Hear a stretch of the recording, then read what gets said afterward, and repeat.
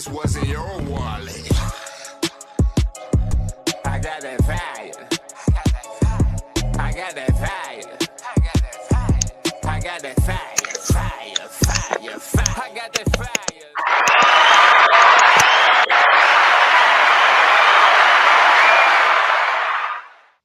Say hi to the bad guy on a Wednesday night, Tuesday night, whatever night of the week it is. My name is Kevin Barnes.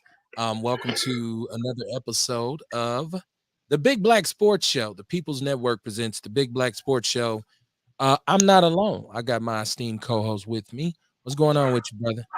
Man, same old, man. Just tripping on the weekend, man. The Packers look positively anemic, and I know that's something you want to talk about. So it is what it is, man. I ain't got much else to say. Oh, we're gonna get into that. You know, we're gonna talk about the Packers.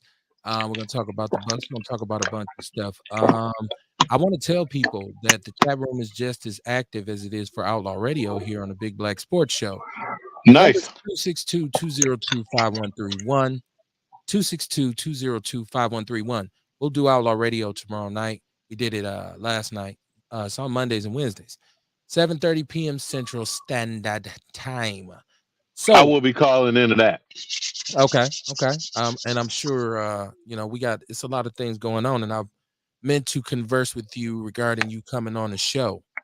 Oh yes. Instead of a phone call, just. I'm definitely. Yeah. So we got to get you on that. And that kind of leads me to my next kind of topic. And the first thing is, another day rapper, right? Yeah. The young brother Offset from Migos. I'm not a Migos fan, right? Like Takeoff. See, I had the name wrong. I said the wrong one was dead. Takeoff. Yeah. Takeoff. Yeah. I'm not a fan. I was just gonna say I'm not a Migos fan, so I'm not like real familiar with their music. Yeah. I know that they were one of the the top rap groups out here, but for me, I see through all that and just say, here's a 28-year-old brother gone. Over some silliness, allegedly. Supposedly a crap game or some shit like that. I don't know. Yep, that's what I heard. So, and immediately people went to saying, well, when you got that much money, why are you at a crap game? All right, like what why would you be at a crap game? Why would you, and I guess, this is how we kick it. This is what we do. A lot of us, it ain't nothing to go around the homies and there's a crap game going on over here. You over here doing your thing. I've never been a gambler, but I do understand that a lot of people have lost their lives at crap games, right? It gets robbed, people get shot, people get mad, lose their money, and like it's a whole bunch. Yes. But that doesn't justify his murder. And people say, well, he rapped about this, he rapped about that. That doesn't justify his murder either. Right? Oh, people still saying that kind of dumb stuff. People saying that he rapped so he got shot because that's kind of like what he had coming. That's where we are. Okay, kind of like that, right? In that kind of lane. This shit is dumb. I'm sorry, that shit is dumb.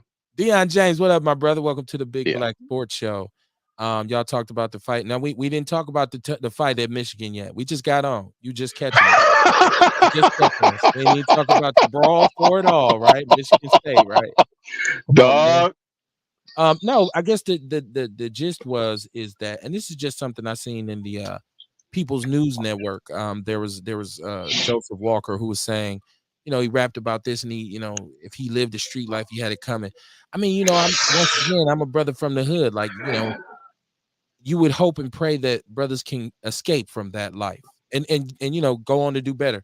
I don't know what his involvement in the street was. All I look at this as is another lost life, another young black male gone before his time due to senseless violence, probably at the hand of another black man.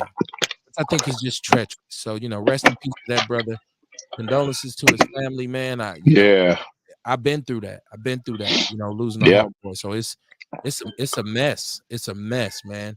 But now you out. I mean, what you think about that? I want to get your take on that too. Honestly, man, I like I always say, man, I done been through stuff just like you done lost homies. I done lost homies, man. My sister got killed. My brother died. My whole family done been through that. And a lot of it was, some of it was self-inflicted, especially where my mother, being involved and entrenched, in a subculture. I done seen a lot of it. But the thing is, which always throws me off, is us. You know, like the thing where people just be saying all the stuff they were saying about that brother. Because I read that stuff too, and I'm like, damn. The first thing I put on Facebook, I was like, man, damn. You know, like he didn't deserve that. Like, I mean, I mean, why do anybody think that he deserved that because he rapped about it or he did whatever? I heard them cats wasn't even in the streets like that. That's what I'm hearing from my people in Georgia. They're like, dog, they wasn't in the streets. They wasn't no street dudes like that. They was rappers, which is cool. You know what I'm saying? But the problem I have with that is like you're like what you're alluding to. Like, damn, you know, we just keep killing each other. It's somebody that looks like him, in the words of Ice Cube, give a trigger to a nigga and watch him pull it. It's Right. ridiculous. Where are we at, dog? Like, where are we at, dog? Like, this is just crazy. That's why I roll with mine everywhere I go. Unfortunately, I hate to say it like that, but it's the truth. Right. You You know? you absolutely have to do what you have to do, Yeah. right? And you know, I don't know. I'm such a big rap fan. I'm saying hip hop is such an important part of my life, and people say, "Well, Yes, it is. this and this, that," and you know, not all of the things that I listened to coming up were positive. And this is another No. reason why. I mean, I'm a Ghetto Boy fan. I'm a Too Short fan, right? Like I'm. Oh, I got a Yeah. problem with your boy Willie D though. Okay. I'll Well, save that for later. okay. He was dissing Kanye, man. He talked about Kanye mama. I was like, Right. what? Yeah. I was we like, discussed it. no. We've discussed it. That's why I say that when it comes to that, the quote from MJG, you know, when he said, "I don't wear no armor on my chest." You know what I'm saying? God bless my soul. Help me to get 100 years old. Stable mind, full body control, good as gold. Like, you They know, was dude. Hey, them dudes the OGs. I swear, I yeah. love them dude. They so cold, Kev. Oh my God, still to Oh, this day, brother. MJ is one of the most underrated MCs of all time. I've been wondering when the world was gonna give MJG his props. It looked like I'm gonna have to lead the charge. You know what It's as far as with hip hop, and I love rap or whatever. I even used to rap back in the day. Like I love rap. My album, you look up Ian, and then you put in Malice, EYIN, Calima. You see it up there. The Malice album. I used to do a little something. But but but the thing that killed me is he is one of the most deprived from his compliments of all time. It is criminal in regard to what they talked about. Like one of my favorite songs by them is In the Line of Duty. Like the way they broke all of that shit down on a real level. And I'm like, damn, I looked at that song like I looked at NWA, Fuck the Police. I was on, you know what I'm saying? I was on the same page. I'm like, that song is like, to me, this is like potent. You know what I'm saying? So, you know, whatever, man. that right there, though, that right there is kind of a testament to what I was saying about the tragic loss of life Yes. with his brother, because MJ, who was, you know, doing whatever he done when we were young, and he was able to do that music. But if you hear him rap now, you hear he's gotten a chance to be 50 plus, right? Like, so Mhm. he didn't lose his life, and if he had, would it be, people say, well, that's what he get? I don't know. I'm like you. That's what you get. Like, you're right. I don't like that. Yeah, it's kind of foul. It's kind of foul. So rest Yep. in peace to him. Man, and you know, there's a lot going on, like I said. So what we do with the Big Black Sports Show is it is sports, but there's a lot of social connotations involved. And there's a lot of connections to what goes on in our society. People always talk about sports being a microcosm of life. Usually, what's going on in sports has ties to the community at large in some shape, form, or fashion. So I wanted to start this show out by saying and commending Deion Sanders. I think Oh, Deion Sanders is revolutionizing coaching right now, especially as a brother, as a foundational Black American. He is absolutely changing the game, and he's showing when you are locked in, when you understand. See, Deion understands what football can be, where it can take you. He understands what it done for him, right? yeah. And so he's dead ass serious about the game, teaching it, the fundamentals, the nuances, how it should be planned. Deion is locked in on that. I seen him this morning giving a speech to his players, telling them that they have to go to Houston this week. He says nobody can leave the hotel. I don't care how pretty she is. He said, I don't care how big the party is. I don't care how cool your family is. nobody can leave the hotel, right? That's right. And he gave them he talked to them, and he even referenced the crap game situation by saying, sometimes y'all, we got to realize we got to change our address as black men. You Yeah. got to move on. When you are of a certain level, when you're on a certain level, you got to make sure you surround yourself at all times with, like-minded people and avoid certain Yes. situations. I kind of didn't like him using the crap game thing, but it's true. Yeah. It's true. If you worth a couple $1 million, you should not be in some back room somewhere gambling with. I don't care how cool you think you is. I don't care how many I got my boys with me. I don't, Nope. just Because his boys shot him in the neck, apparently. His people. Right. That's what I'm hearing. Your network will determine your net worth in a lot of cases. Because what if, my mom always taught me that, what if, let's just say, he didn't get killed, and let's just say his guys, and they just pop some dudes. Who paying for them lawsuits? Like, I mean, if you've ever been involved in a case where somebody done shot somebody, if you deal with a criminal attorney, the first thing the attorney will tell you is they'll ask you nothing. And that's the funny thing about it, because they don't want to know if you're guilty or innocent. Then they tell you how much it costs. Like 15 years ago, if you pop somebody, that's about 17,000. If you sue them, if you kill somebody, that's a good maybe 100,000, maybe 150. It just depends on the severity of the crime. So they would have had to pay for all of that. And in addition to that, man, dude, jail, taking care of people's families. You might have to pay for a funeral of the person you killed. Ray Lewis did it. So I'm with you, brother. Like these cats don't think about that. And it's hard. Ray Lewis definitely know. I understand too. I've been a young athlete, and I understand. That's why I'm always going to do something and have a conversation about sports, because I understand being a young athlete, and I like the way Deion approached it. And this is something, regardless of what people want to say, the way Deion talked to those brothers, only another black man can do that. A white man That's what he's supposed to do. He can't. Not the same. Connect. He can't connect. Deion was connecting with them boys' souls, and a white man can't do it. Now, I'm not saying there's not good white coaches or white coaches who. That's not what you're saying at all. Is what Deion Sanders is doing is he's showing that if a black man steps up and provides consistency and structure and love and understanding for our young brothers, they will respond in kind. Are some of those boys on that team gonna get in trouble in the future? Probably. Of course. Right? Are they gonna make mistakes? Probably so. I'm just saying I really appreciate what Deion Sanders is doing. The only thing that I worry about is how sustainable is it? Because even he said, when them Power 5 schools come calling, right? They start talking about, 10, 12, 13, $14 million. You look at Mel Tucker at Michigan State, has a 10-year, that's a good example, $107 million contract. Come on, man. $10 million plus a year.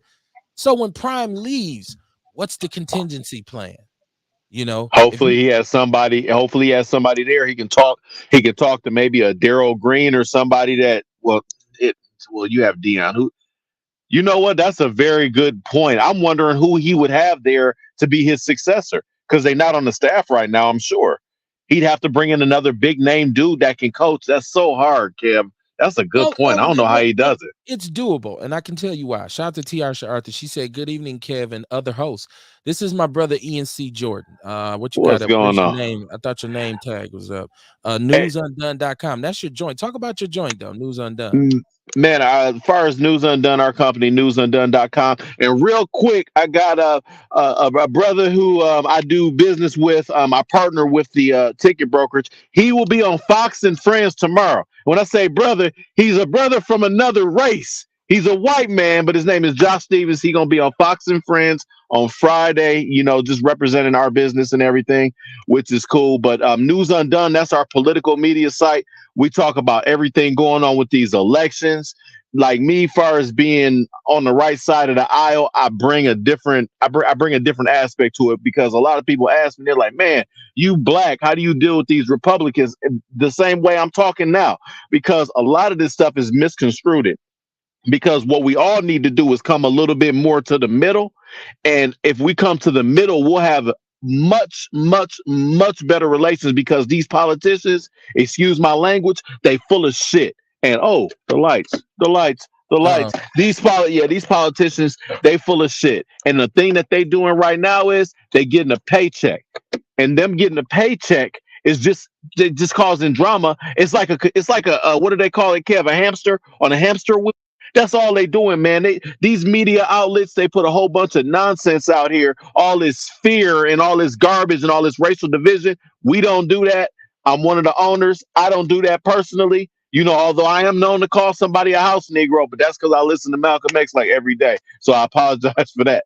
But but other than that, you know what I'm saying? That's basically, we just like to bring media. We like to bring stories out that are actual and factual, long story short. I hope people heard what you said because it's very crucial. This brother's a Republican. He's on the right. He deals with the right. Now, if you listen to Outlaw Radio, we are known as the party poopers because we poop on both parties for their egregious treatment of us in this And you country. should. So for me to be able to align myself with a brother who's a Republican, y'all know growth has been growth is apparent. But Yeah, that's though, true. here's the ties that bind though. Imagine a brother who is a Republican that says he listens to Malcolm X. See, there's the All day. dichotomy. So that there's always a connection. There's always a connection amongst brothers, you know what I'm saying? And that's why we gotta forget about all of that and focus on the big picture. And the Candace Owenses of the world, we got to make sure we understand. Like, for all of our brothers and sisters out there watching, we can talk about certain things. Like me, I'm more of a conservative. I'm on the right side of the aisle. I'm in the middle. Like Kev, he's in the middle. He can go either way when it comes to policies. But remember what they do. They call them plants, and we got a plant, and her name is Candace Owens. Candace Owens, Ahmaud Arbery didn't look like a jogger, right? He had on cargo pants. You know how many times I played basketball in the hood where I had on khaki pants? Like, not Right. being funny. Like, I done play fought in the hood. I deserve to get gunned down by two fucking savages for being quote unquote in the wrong neighborhood. See, because that's what they'll have you believe. They'll have you believe like, oh, people on the right side of the aisle. Oh yeah, they're just all racist. Fuck a nigger. Like, I think the fault of this all is, and I yeah, would even ask Candace Owens, what difference do it make if he was stealing TVs, snatching purses? They weren't law enforcement officers, so does that mean they're justified in chasing him down and murdering him? exactly. I think she need to, put the Kool-Aid down for a second and be reasonable. Let me see. Ewok said he's calling. I must have missed his call. Ewok the great. Hit me back, Ewok, because I missed it. I was talking my shit. But and this is what the Big Black Sports Show is about, y'all. It's about, there's a political nature to it. Yeah. Deion James said, wow, that when ears get closed when you say you're a Republican. Exactly, and that's that shit I be talking about, and that's not his fault. That's reality, but that's because of what these motherfuckers been saying and doing for so many years. They're not inclusive. I'll give you something else. We had five or six black candidates running on the right side of the aisle. Do you think, man? I was on the radio every other week, like, how come these motherfuckers don't have any money for advertising? How come you not doing shit for their websites? If you want people to stop thinking that you a bunch of damn racists, then you need to go ahead and embrace your black candidates. You know what I'm saying? They wasn't doing that. Don't get me wrong. It's not perfect. But me, far as just as an entrepreneur and a businessman, I'm all about policies. I just don't like higher taxes. I just think that I should be able, your kids in your schools where you live at in the hood, you should be able to have this as good as schools as my kids that don't live in the hood no more. Because I got the resources to send them to public schools, thank God, or private schools. But your schools should be the same way. And the politicians that we got, they think we a bunch of niggas. They don't care. And I've met a lot of these people on both sides of the aisle. And that's why I do what I do. The reason I like far as some people from the right is just their policies. It's just better for people that have a little more hustle to them. And black people, historically, we've had plenty of hustle. But we get looked at like we all on welfare and we lazy. My fault. That was long-winded. You got homeboy wanting to say something. My fault, dog. It's all good. It's all good. We got time. Ewok, what's popping with you, my brother? Hey, he just touched on a little bit of what I wanted to talk about, though. Oh, So my fault. my question still is, I don't like none of them bastards, Democrat or Republican. So I want to identify with either one. But Yep. you willingly identify as a Republican, and you say you lean right and you with the right, and you're gonna try to make people meet in the middle. What have they done? What have you seen that they are doing, actually doing, that's gonna get you what you just explained to everybody that you wanted? What have they told you they were gonna do? Because they ain't done that shit neither, as far as I've seen. So Yeah, yeah, yeah, yeah. who convinced you that that's what you're gonna get? See, far as what I've seen recently, and there's the dude running for governor. This is why I like Tim Michaels. He the first white boy I didn't seen go in the hood, and people was messing with him. Yeah, I'm talking about far as on the Republican side. Like they literally was messing with him, like, oh, you just trying to go down there to get some black people votes. He's like, dude, I'm supposed to be the governor for everybody. So what's the deal?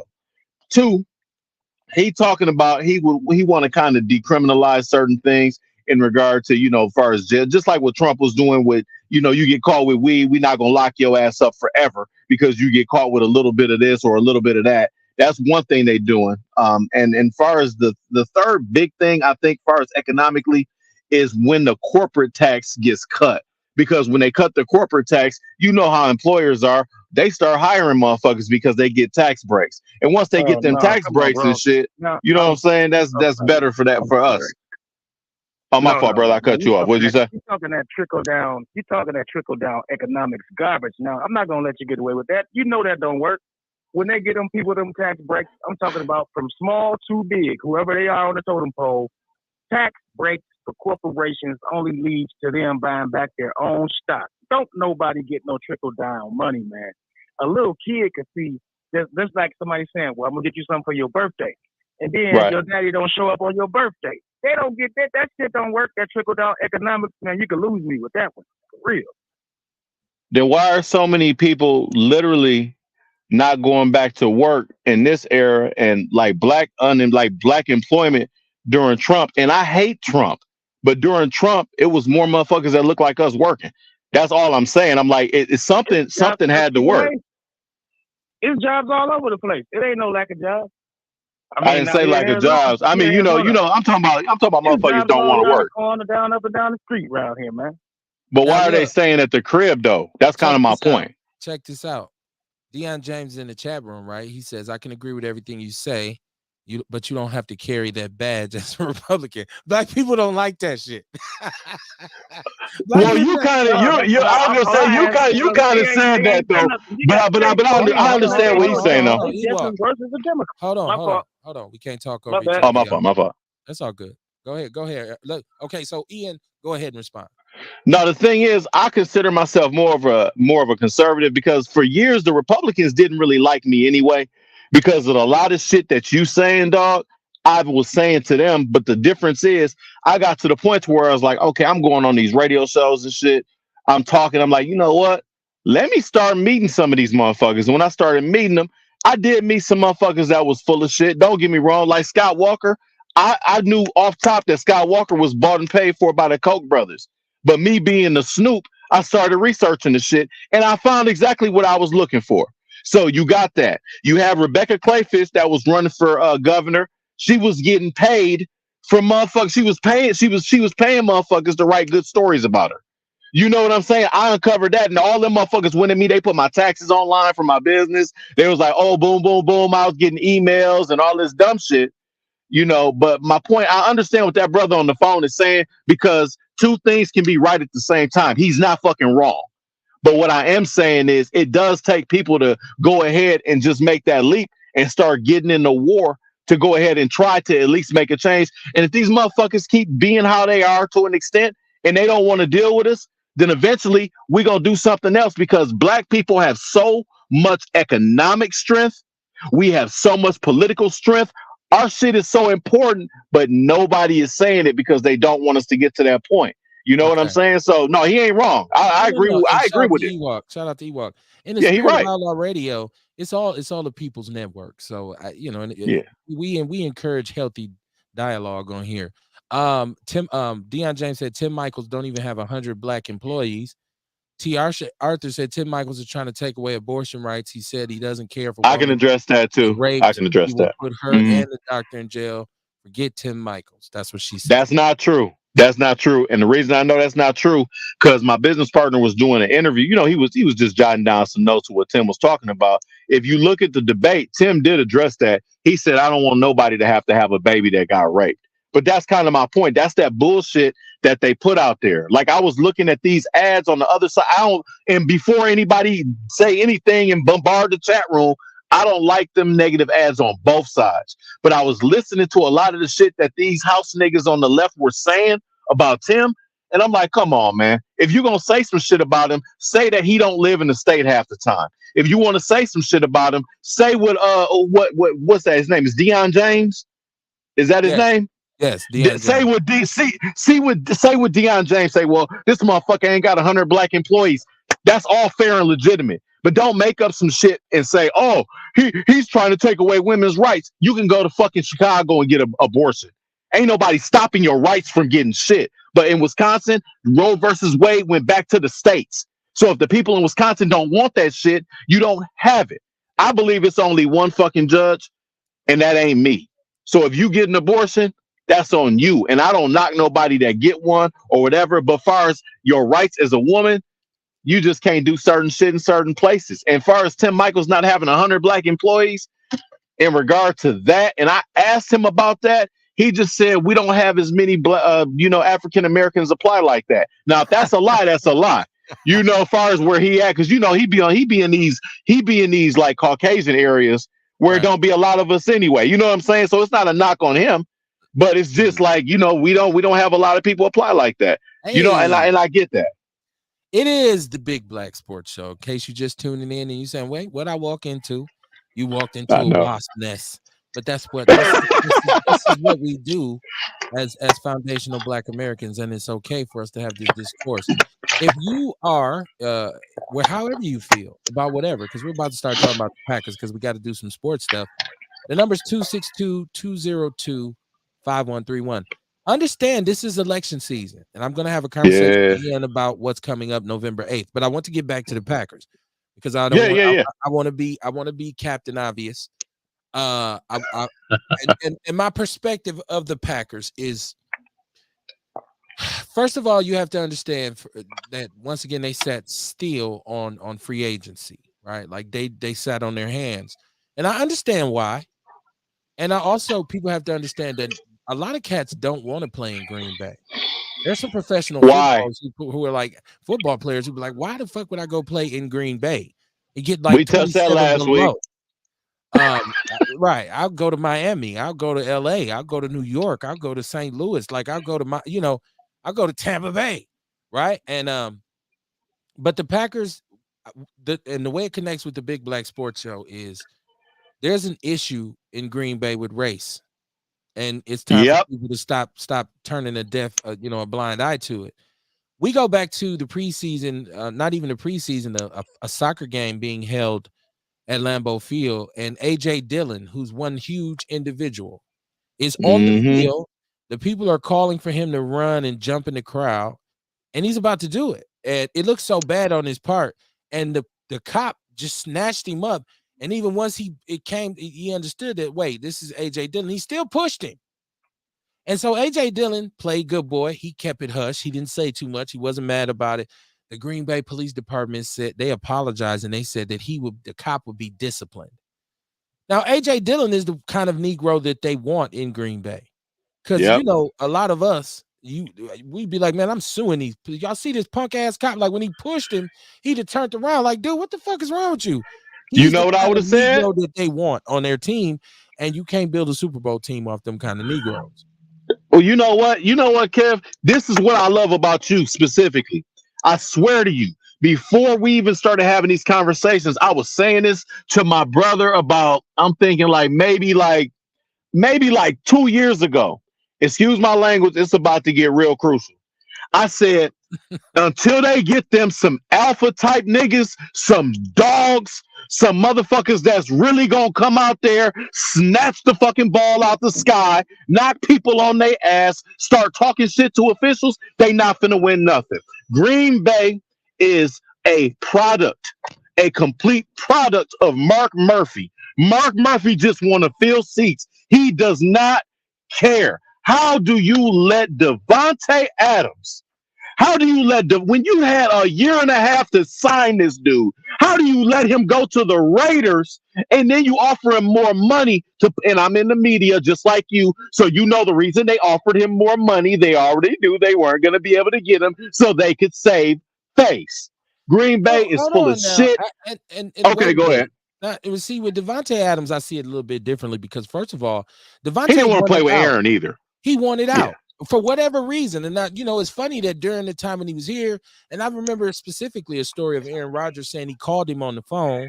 And this was like last year. And he said, Oh God, I can't stand him. He's riding with his wife, and Aaron calls him and said, I just realized you the best receiver I've ever played with. Like, they played that up. Now, maybe Aaron Rodgers was doing that because dude was pissed and he was offended about something. I don't blame Aaron Rodgers. See, it's not working out so well for Devontae Adams either, because Las Vegas suck ass. And he had Can he do a retrade? He had 3. Can he do a retrade? He had 3 yards yesterday. Well, no, because Deion James is in the chat room, and you absolutely right, Deion. You said he don't use all of his players. He see one guy, instead he throws to him and only him, and there's plenty of other players open. Well, that was the downside to having Devontae, because he commanded so many targets. I honestly don't blame Aaron Rodgers for this debacle totally. I blame the offensive line. Let me tell you something. When you see offensive linemen getting thrown around and fucking manhandled, like I watched that part of the game. A lot of people watch football. It's like, man, I'm just gonna watch the receivers and the running back. They don't watch. You're a defensive player, right? They don't watch blocking schemes. They don't watch. Man, I'm talking about in the middle of the field. I don't know, Josh Nyman, this dude need to be working at Walmart. Like, this motherfucker he gets thrown into the running back when I know Aaron Jones be like, dude, what the fuck? Like, man, listen. Oh, you at that motherfucking head right now. now, as far as this our theory about we need more alpha Negroes in Fox Valley. I'll say this: Quay Walker, dumb Diddy, dumb. Oh, I see what you're saying. Okay. I see what you're saying. You right. This is the fear that a lot of I'm not coming down on Quay because he's a young brother. I know he's probably under a lot of stress and pressure, man. And his rookie year in the NFL, and so much is expected of him. He's thrown right in the fire. I get all of that, and he made a mistake that youngsters make, right? But this, a lot of white people would use this to justify, like, look, this is why we don't want these kinds of Negroes up here, because, man, it just can snap at any time. But now, what is his? I missed his discipline. I got to figure out what they said they were going to do to him. I can't remember. For I think I don't know if he's suspended. I know he was ejected, and the other linebacker who's having an okay season. I forget his name. The big boy who they just signed. I don't know why I can't remember his name. He hurt his knee. I'm having a brain fart, y'all. Let me know in the chat room. But he's hurt, right? So they play basically with their backup linebackers. I like the fact that Romeo Doubs showed some life. The Packers, the real reason they losing on the Devontae Adams thing is because if they got anything out of Christian Watson to this point, because that's basically that second round pick they traded, that they said, okay, we're going to get this big kid out of North Dakota State.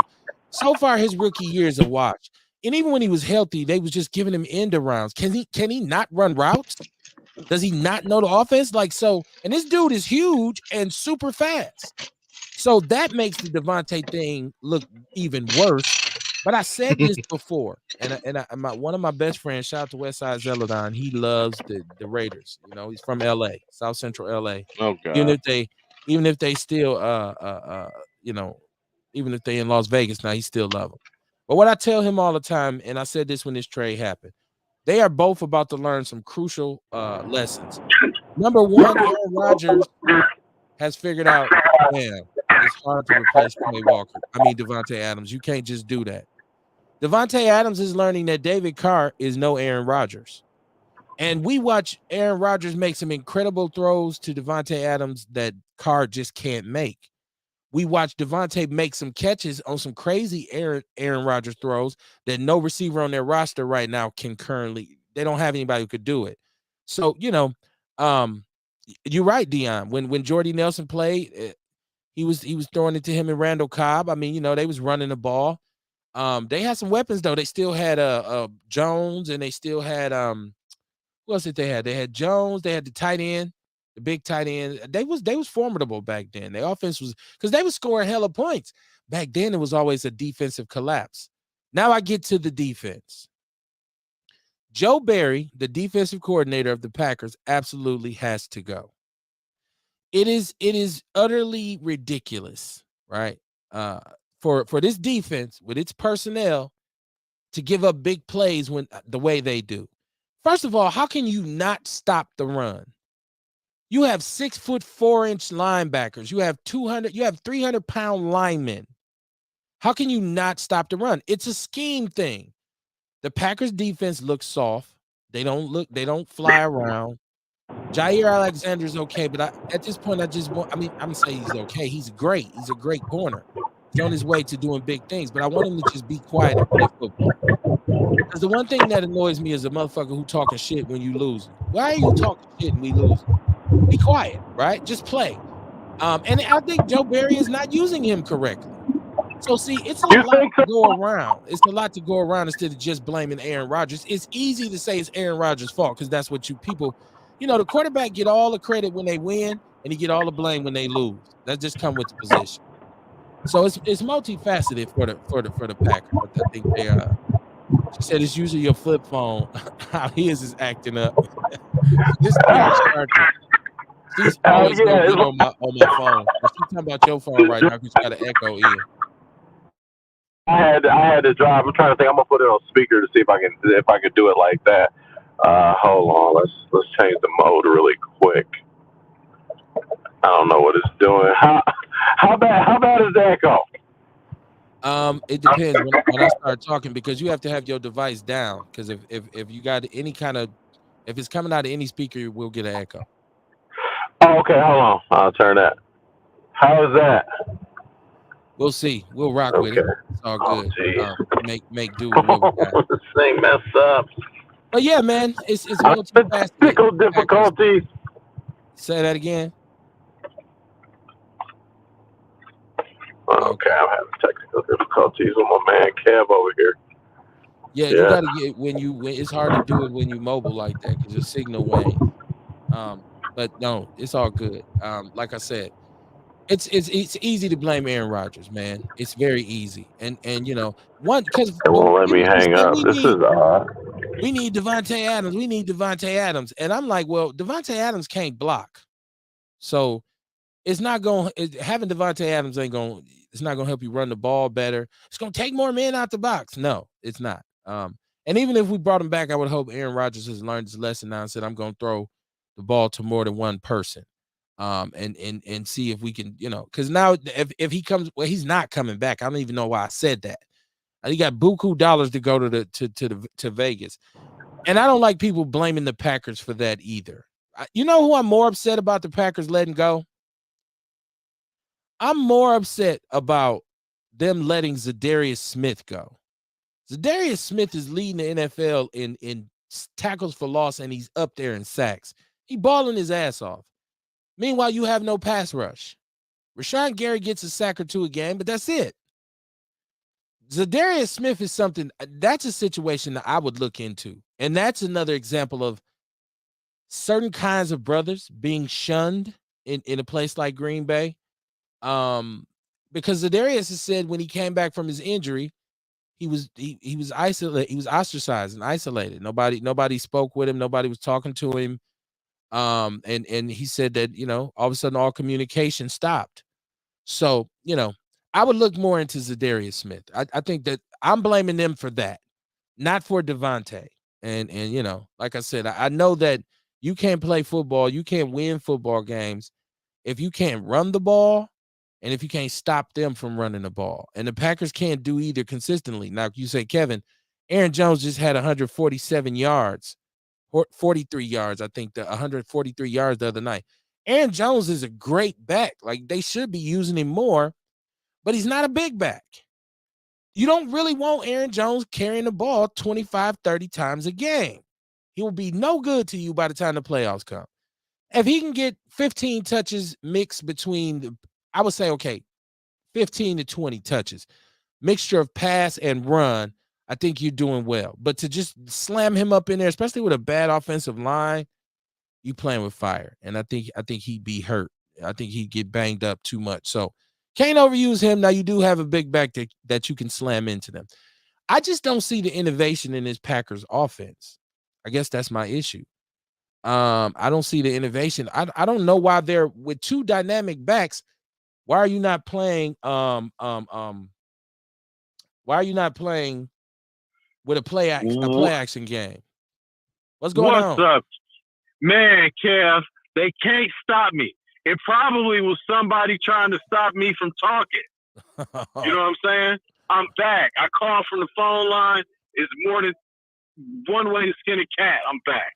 Well, that's definitely true. More than one way to skin a cat, right? But yeah, man, I was just further explaining, like people who don't understand football, it's easy for them to blame Aaron Rodgers. And I'm an Aaron Rodgers supporter. I think he's one of the greatest quarterbacks of all time. But I just think you got to have, football, you need to win in all three phases of the game. If you know football, they say you got to win on offense, defense, and special teams. The Packers special teams is still shitty. They have not, we thought bringing Rich Bisaccia in, who's supposed to be kind of like a guru, that hasn't worked either when you got a game where you had a punt and a field goal blocked. That was one game. So Aaron Rodgers, how much of this does it? And I see these talking heads on the news. They kill me. You know, these ESPN motherfuckers kill me, you know. They full of shit. And I understand that a lot of the stuff that they talk about, I understand that a lot of it is based on them needing to get ratings and sensationalism. But come on, man.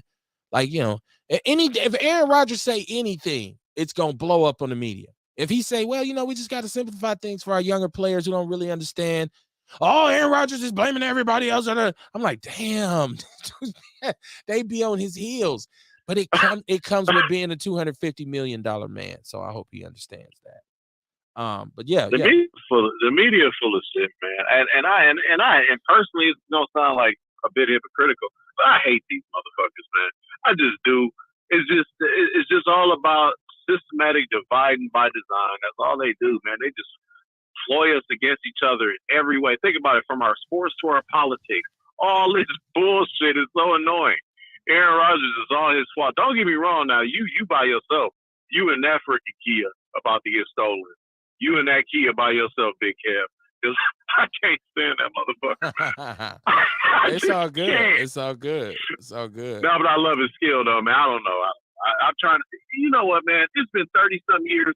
When was the last time the Packers was just garbage for multiple years? We ain't really had that in so long, man. And we've had some pretty good coaches. Like this coach, man, he's pretty good. I mean, I guess.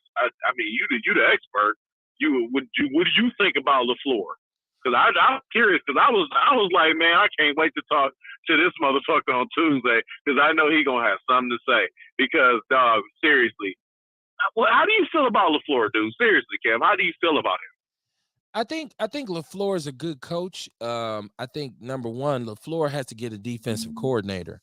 His ability to build a staff has been pretty good so far, but he's missed badly on defensive coordinators and special teams coaches. I don't know if it's the personnel, but like I said, Rich Bisaccia was highly heralded. He's supposed to be this dude. That was his specialty.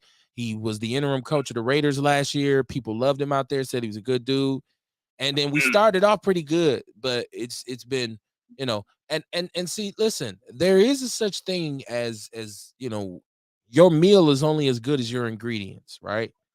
And right. I'm not making excuses for LaFleur, but it's obvious and apparent that the front office has failed to bring in accountable talent. Future, because they don't want us out there. Well, in the future, I would say, you know, because I still think Romeo Doubs is flashing. I think he's gonna finish this season on a very strong note. Who knows what young players? Sammy Toure looked pretty good, and he's like a 7th rounder out of Nebraska. He looked pretty good, but these things take time to come along. I think that they failed, especially where the Packers really have failed over and over again, is free agency. Because every other team has been able to bring in pivotal free agents over the years that would change their season. and change their team. The Packers are unable to do so. And that extends to that conversation we were having about brothers don't want to live up there. And now Deion James, who's in the chat room, says, I'm a local truck driver and I drive up and down these highways and I ain't seen one black worker. And oh man, I mean, seriously, look at what these is just regular people. That brother is a normal brother that work, pay taxes. He drive for a living and he drive through there. What did he just say, dog? When people don't talk that like this, will go after me in Paris about this all the time, dog. We brought up the racism, systemic racism conversation, right? Do you know, motherfucker? And I ain't gonna say nobody name, but do you know these motherfuckers was trying to go at our heads for bringing that shit up? Well, it's not really. Let's dial it back a little bit. It's not really like that, and let me tell you why. Dog, I was a fucking area manager at a company called Interstate Parking for 10 years, and I used to, in 10 years, I saw 6 fucking black managers in 10 years downtown Milwaukee. Is that, dude, let me ask you that question, Kev. Is that systemic racism to you? Absolutely. Then why do motherfuckers constantly say it's not? And it's funny how you just said that. Dog, it ties into everything you just said. Don't nobody want to play in Brown County. Nobody. Nobody want to play it here. Well, not nobody, but you know. Well, go ahead. Once again, I have to remind people that this state is 86% white, and people have to understand that this has been we in the frost belt, right? Like, brothers, we don't usually want to stay where it gets cold.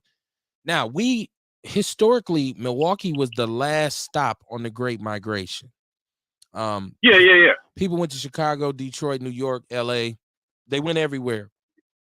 Milwaukee was the last city that they came to.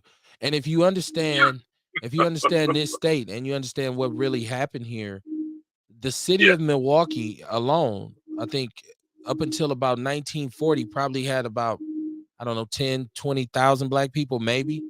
Between 1950 and 1960, there was over 100,000 blacks that came to this city.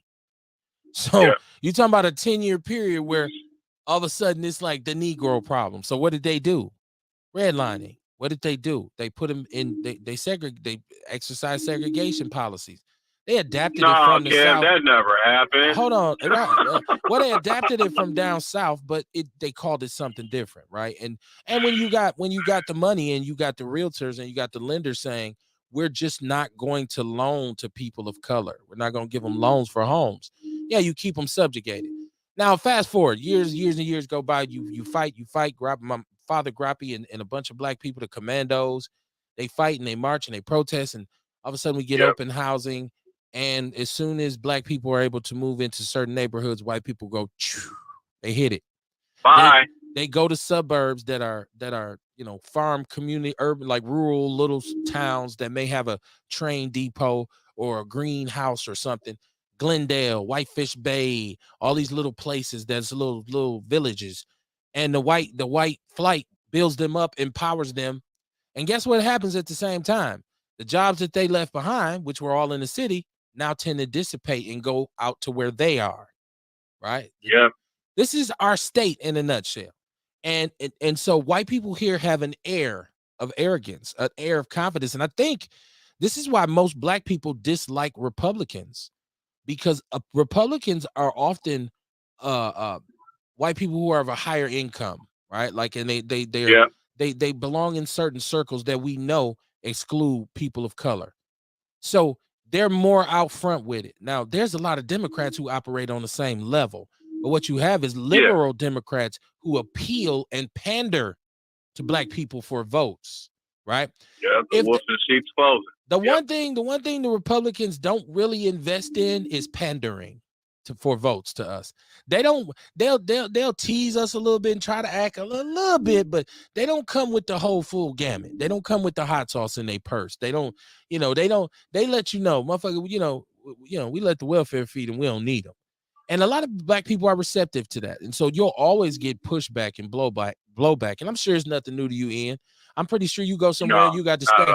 You got to fight that off all the time, right? Oh, dog, you already know what time it is. And it's funny, though, because, I mean, I don't do it intentionally, but I make motherfuckers uncomfortable because I just keep that shit 100. I just be like, look, this is how my people feel about you. So what are you going to do? What do you do in your organization to really show people that you don't have a prejudice organization, that you're not racist? You know what I mean? And I really appreciate that. And that's one of the things I like about Tim. You know, he got my boy Chris. He helped him run his campaign, and he a brother. And he didn't even think about it. You know what I'm saying? He just was like, you know, dude did his thing with Kevin Nicholson. You know, the brother's smart. I'm going to go ahead and put him on there. He didn't do that for the black votes, like I said about Ron Johnson and the Joseph Project. And this is where I always tell people, and they can say whatever they want, no matter what Tim Michaels, Ron Johnson, the future freaking Republican superstar, niggas ain't going to vote for them, no. So why fucking do it? They might somewhat give a shit at some point. Because honestly, man, niggas ain't gonna vote for them. Let's keep it 1,000% honest. Ain't no niggas voting for them, period. Because soon as our people hear the word Republican, they close their minds up. And I get it. Don't get me wrong, but also don't get it twisted. As the kids say, get your fucking bag. If you want to figure out how to start a business, you go talk to a business owner. You don't say, oh, this motherfucker, he's a Republican, I ain't going to talk to him. Or he's a Democrat, I ain't going to talk to him. No, man, how did you make that money? Like in the pursuit of happiness. Damn, man, how did you get that car? What do you do for a living? You ain't got to fucking like the motherfucker like they politics. Get this fucking money. Because that's what matters. Because when I was on 28th and Meineke getting my fucking house shot up and all my friends getting killed or going to jail, I'm like, how the fuck do I get out of this situation? What do I do? Education wasn't necessarily the key for me because I always hated school, but I was always a hustler. So always figure out how to make fucking money. Then I just started talking to people with money. My cousin, black business owner. Some of my business partners, white business owners. Josh will be on Fox and Friends on Friday. Multi-millionaire, white man. So we got to change the way we think about shit, dog. So you're right. I done seen a lot of that shit, but you know what, man? I just get the knowledge. And then I just pass it on to my people, you know. that's all I can. That's how I wrap it up as, you know. So we got we have an election coming up. There's a lot of back and forth still. One of the most controversial things is the way people vote, and you know the Republicans they pissed their pants and got mad and went and had a late night session when Evers booted Skippy Walker out of Madison because those ballots that came from Milwaukee County on the tail end where the black people was at. And Milwaukee's so important. Right, exactly. So now you see all kinds of stipulations. And what it does is it makes a lot of us as people of color very, very, very skeptical of the political system. We look at this and we've seen elections be basically skewed, election results be skewed. And I'm saying, like, we watched Nick McVeigh a couple years back, man. He had exclusive footage of some at the polls, them throwing away ballots that came out of machines, and they made up some excuses for it. And even though it's in the rules that this is not even supposed to happen, and in the way that they did it. And so a lot of black people just said, you know what? It don't matter. The game is so rigged. And I'm one of the people who says vote, right? Like, even though I don't believe in a particular political party, I do believe local voting is a necessity. It's important. But even I can understand why some of my people will be like, Kev, what the fuck is the use? Because the Republicans are liars and the Democrats are liars. They're both liars. And so it's like you always, as a person of color, are voting for the lesser of two evils. You're always like, man, but he, but she, but we never can really get it how it should be. And so, you know, that's why black people are skeptical. But what do you want people to, because you've been out campaigning, you've been out work, you've been out here, you know more about politics than the person who would off top say, fuck you. You probably could explain some civics to them. So with this election, and I heard you say you endorsed Tim Michaels. I did. I don't endorse Tim Michaels, but that don't got nothing to do with the price of tea in China. No. But what's the most important thing you think is riding on this election? This election in particular, man, this should be the election about business. It's just Evers don't really be getting shit done. Like, if you want to start a business and get licenses, the shit taking a year and a half to get done. You know what I mean? He working 33 and a half hours a week. Like, it just seems like he's not in there like that. Now, I get it. You know what I'm saying? I get it. Tim is not the guy for a lot of people because they're like, man, he ain't never governed shit. Like my homeboy, I got a guy I'm cool with on social media. He a black dude. He owns a construction company. You know, his name is Clifton Phelps. Brilliant brother. You know what I'm saying? We don't agree politically, but the brother brilliant regardless. I love that dude, man. But he made some good points about Tim specifically. He said he's never governed anything. My retort was, man, you know, but that company that they run, you know what I'm saying, they do pretty good. They went from 800 employees to 8,000. You know what I'm saying? That's pretty good. He understands economics. That means he can get into the state and all of these offices that really, quote unquote, got people working from home, that really ain't getting licenses and shit put out there. That's not really helping people that are business owners. Like, I'm pretty sure a third of your audience got some type of side hustle. The other freaking third work a job and do what they got to do. And then it's another third that's probably, you know, young people, you know what I'm saying, probably in school or some shit trying to figure it out. So that's why I like Tim, because I believe with Tim, we're going to be able to at least get the ball rolling in regard to entrepreneurship and as far as getting some of this crime down. Because he even said it. When he said it, I'm telling you, I was there. People were so mad at him for saying that he would work with Cavalier Johnson. He said, I got to work with him. He's the mayor of Milwaukee. It's like the highest crime area. I have to work with him. What are y'all telling me? You know, he did for Democrats as far as the unions or whatever for many years. So I think he'll be better because a lot of stuff I hear about, you know, Governor Evers is he don't really like to deal with Republicans like that. And I think right now we need somebody that's going to come across the aisle at least a little bit. And I don't see Tony Evers doing that because historically he hasn't done that. You know what I'm saying? But he did keep the Republican tax cut from before or whatever, which was a good move. Two things there. First of all, let me go to the chat room. Deion James said Republicans are very dangerous and they're trying to take away a lot of rights of black people. He said, we don't care about any of that. He's going to hold funds from Milwaukee like all the other Republicans. I wanted to allude to or respond to, for any person to say he's willing to work with Cavalier Johnson right now, I don't know if that's even a good thing because Cavalier Johnson, I don't like him either. I'm still waiting on him to deliver. Right. I'm the feeling of having a black mayor. That's my problem. We get excited when we see somebody who look like us and we say, oh shit, good days are coming.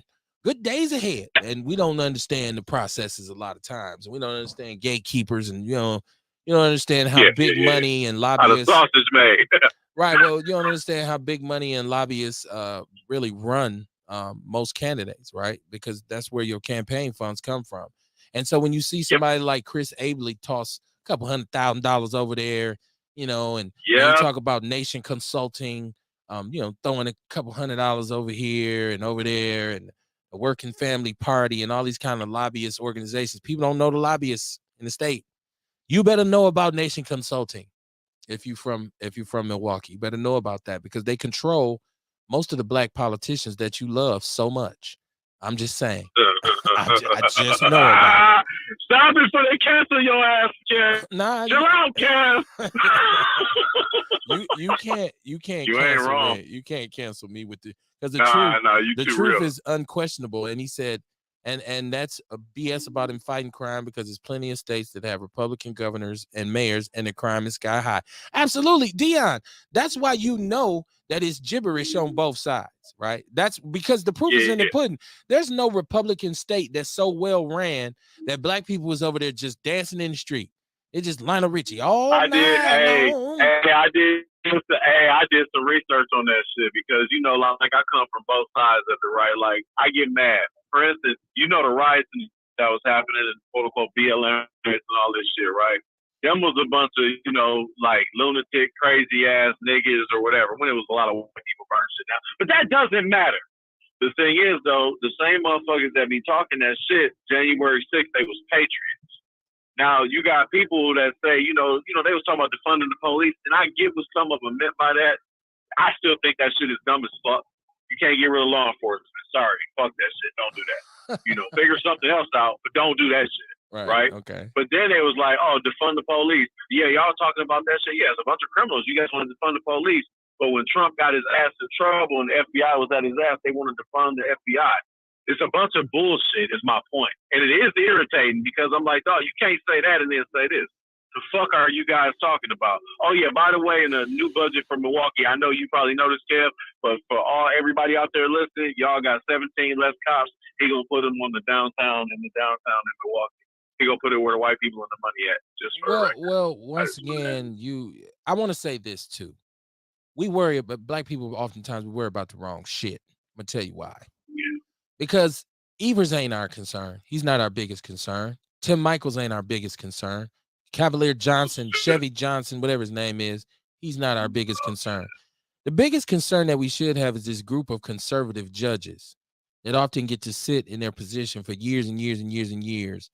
These are the judges that are going to, when it comes to women's rights, and you even heard Clarence Thomas saying out loud, saying, shit, I don't know what diversity is. He said we might go back and look at goddamn interracial marriages and homosexual and gay rights and gay marriage, and we might go back and repeal all that shit if y'all keep talking. See, when you got those dudes, and particularly in Wisconsin, you got these judges who have gone to try and get in on this CRT thing, critical race theory, and try to stop it before it comes, but at the same time introducing legislation that says we're going to teach kids how to respect police officers. Young kids, we're going to teach them how to be respectful. That sounds very, very fucking racist to me. That reeks of racism. And it sounds like you want to say we got to get these little niggers under control. We got to teach them some respect. And so those are your conservative Republican judges that's always voting on some bullshit, right? That's why they was mad at Judge Hagedorn, though. My guy Samson, because he didn't do some conservative shit that they wanted him to do. All the papers was like, he ain't a real conservative. Do you understand, as poor as we are in this city, this is one of the poorest cities per capita for people of color in the country. And Mississippi we got the nerve to pass up on legalizing and decriminalizing marijuana and turning it into an industry and reaping that money that could be generated by that could put Milwaukee back in a fiscal place that it hasn't been in since we were the industrial, what they used to call us, the toolbox of the world, right? That money, you look at what Illinois, look how much Illinois revenue, what they're doing with it is, you'd have to ask someone who lives in Illinois. I know Evanston was talking about using some of the money to fund some sort of reparations for the black people. I can actually speak on this. I was on a business trip last year. I was in Michigan, and I was at the University of Michigan or whatever. So I'm there, and we got done with because I do field engineering for anybody that was wondering. I was imaging some servers. We do stuff like that. We set up cameras, whatever. I did that for a few years. So I'm sitting there, and I'm with a whole bunch of young dudes, and they're like, "Hey man, we gonna make a stop. Is it okay?" I'm like, "Well, of course. Okay, cool." They stop at something called a distillery, and this motherfucker, yeah, it had a sign like like when you drive past a car lot, how the shit is all illuminated and shit. It had a sign like that. They had people lined up around the building. This is during COVID. In addition, they had, I guess, doughboys outside with fucking tablets taking orders like at McDonald's. And I was sitting there, I was like, man, you know how many niggas I know that's in prison for the same shit that they doing right now? So for what you saying, I have to kind of be on the same page. The only reason that I don't want weed and shit legalized is because I fucking hate our government. And I tell you why. They'll tax the shit out of that shit, and they'll still cry broke, and our taxes will still be the same. I don't think that they'll do anything positive with the money personally.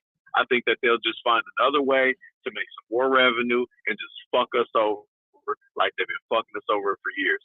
Now, if I can get a plan in front of me, like say I'm on the council or something, and I can get a plan in front of me, I'd sign off on some shit if it would tell them where the funds are going to be allocated to. But, I mean, do you trust that shit? I mean, do you really trust these motherfuckers to do the right thing with that kind of revenue? Do you? I don't know. Well, okay. So even to get to that point, okay, I think what I was going at is the individuals who are stopping this from even happening, so we can even figure it out.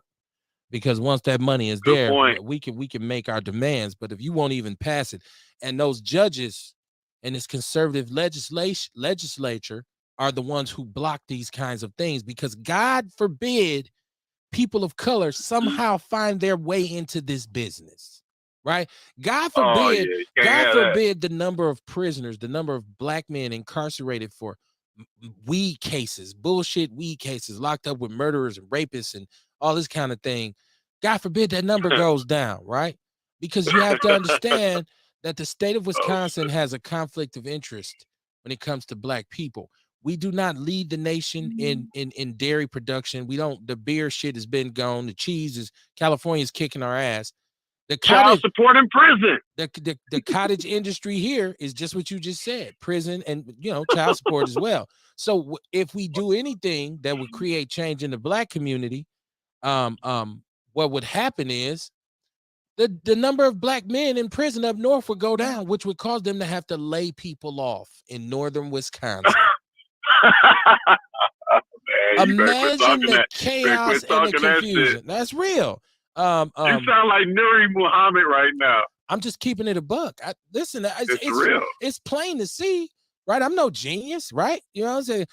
Andre 3000 say peninsula maybe, but I'm Neither no am I. Exactly. That's me too. It's obvious, dude. Nuri Muhammad. I was just listening to this thing about where he was talking about far as how they make their money, far as a lot of these states that make their money off of us or whatever. And then he went to the Constitution and he broke down how you basically can have slavery if you are. What happened? So it's obvious. It's obvious. Right. But it's like these motherfuckers. You breaking up, Dion. So you kind of change. You breaking up, Ian. I'm with. Oh, my fault. Dion James in the chat room said I'd be watching documentaries. I don't know. This doesn't come from a documentary, Dion. This is common sense. You know what?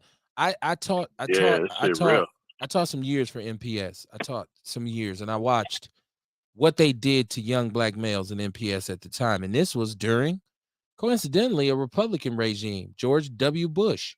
No Child Left Behind. Insurmountable amount of damage done to kids via social promotion, meaning your age is more important for me passing you to the next grade than your academic levels, right? So in essence, what you had is kids who teachers' hands were tied in terms of really holding kids accountable. Milwaukee Public Schools was under the boot of a federal lawsuit in which they had to develop individualized education plans, aka IEPs. In a lot of those IEPs, you gave a threshold of expectations for student achievement for the kid. So you say, due to whatever we diagnosed him with, he's only expected to complete 60 to 70% of what a normal regular education student would complete. So now you're grading on a curve, right? So even if I grade you on 60% of the work or 70%, you get a B, you still cheating the game, right? That's not a B. If I was really doing grades, that'd be a D or a C, which is low, and possibly even an F in some cases where they get a D to pass and they would have flunked out all the way across the board. My point is, they have prepared our young men to enter into society with no options. They have prepared a system that kind of nudges our young men to go in a certain direction. What we as people of color have to realize is that this is what they're doing. So we have to counter that by being more proactive at home with our children in terms of education. My mom and my dad were from Mississippi, right? They both, my dad graduated from high school. My mom didn't.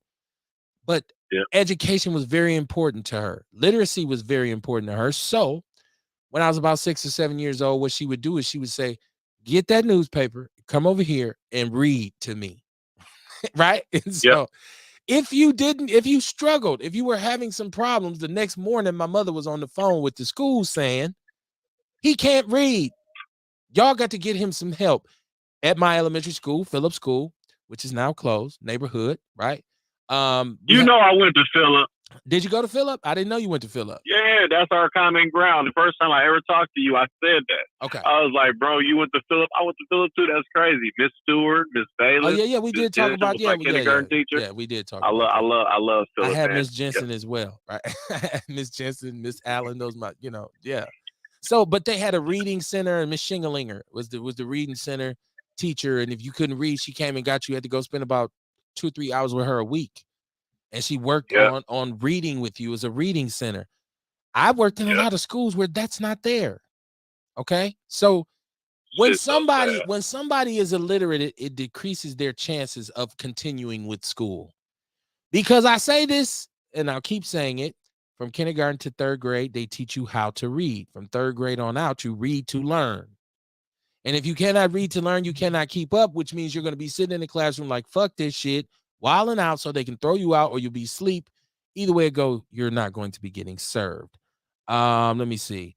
Deion James. That's funny you said that. Tim actually talked about that at the rally with him and Ron Johnson. He said, man, you got, what did he say? He said 9 schools with 0 reading score. He was like, dude, these kids not going to be able to do anything. He said, sad. I was like, damn, because I didn't even know that shit. I was like, damn.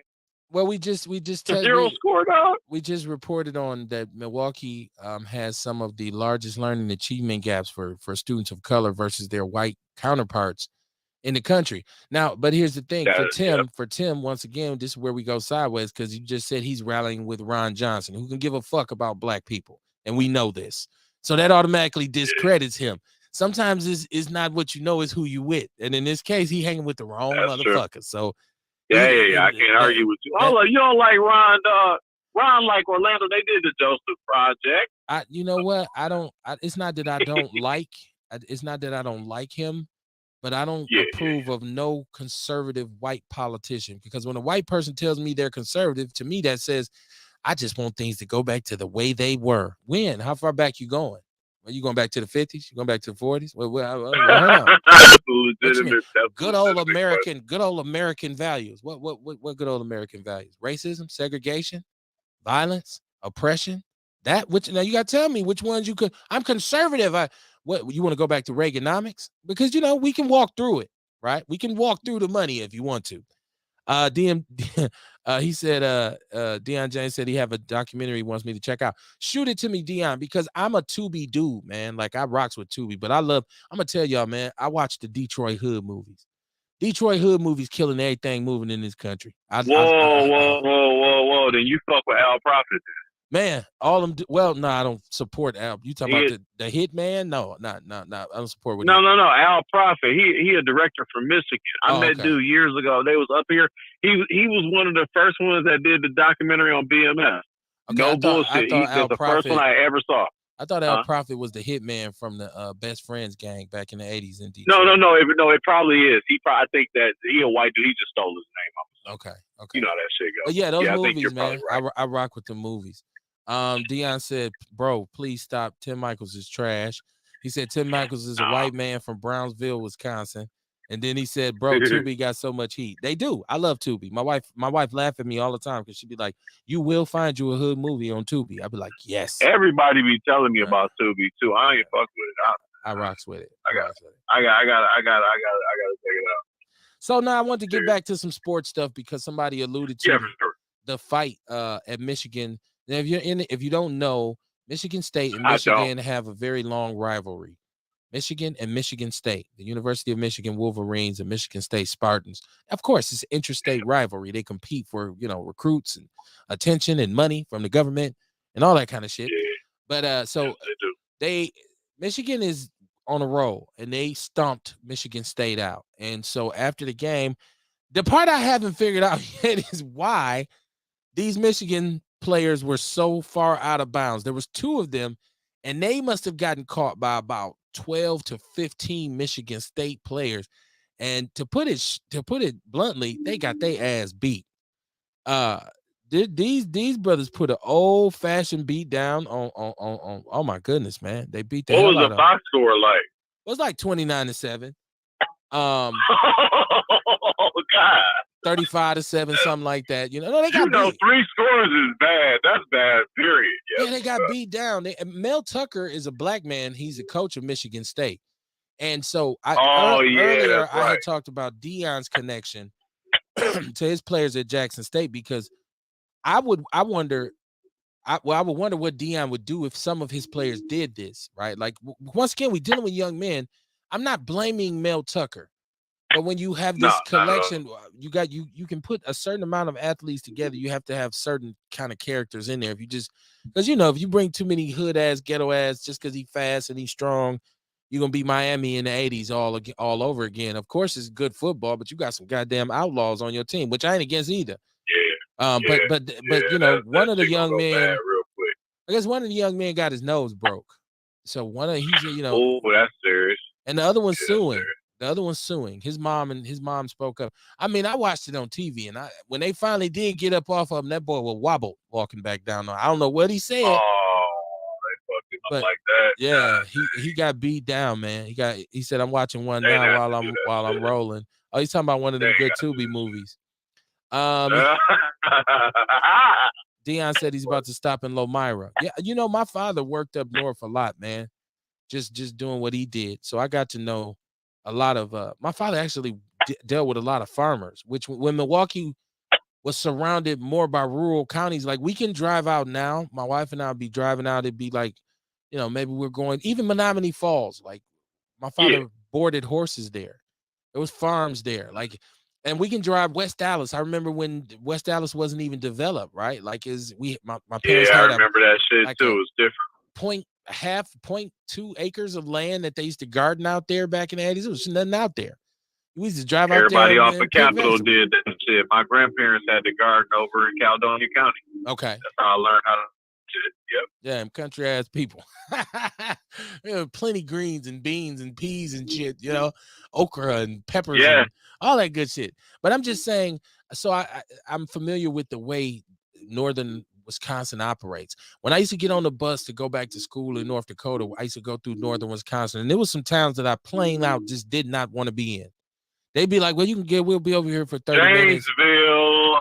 It's a bunch of them. What was it? 30-minute layover, and we'll be here. You can step off to smoke. I'm like, shit, not getting out here, buddy. Won't be out here. He said he just lost.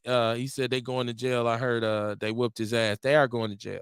Well, I don't know if they'll go to jail, but I think they're definitely going to be dismissed from the team.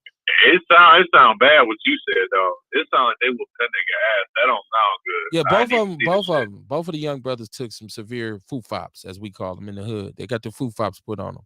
You got that pumpkin head. Yeah, man, they got that Martin, that Tommy Hearns Martin when he came out after he fought Tommy Hearns. That's so funny. Speaking of fights, man. Dog, I swear, this motherfucker Errol Spence, I don't know who out there wants boxing like me. That's like my thing. Like that. Errol is gonna have to either fight Keith Thurman. Hold up, it's another young brother. He looked like Floyd Mayweather. I don't know his name. Ain't that a bitch? Or Terrence Crawford used to fight. Why now? Wait, I thought him and Terrence Crawford were in the. I thought they had that in the can. I thought that was gonna happen.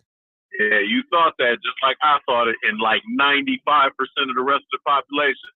But if you follow boxing in any capacity, listen to Floyd Mayweather because he worked with PBC. This is what happened allegedly. This is what a couple of my guys told me. And this apparently they had like Terrence Crawford agreed to everything. Like he agreed to all the conditions, no guaranteed money, all that kind of shit. But Al Heyman was making the fight even more difficult, meaning that he wanted Errol to have an even bigger split. Errol was just going to be the A side.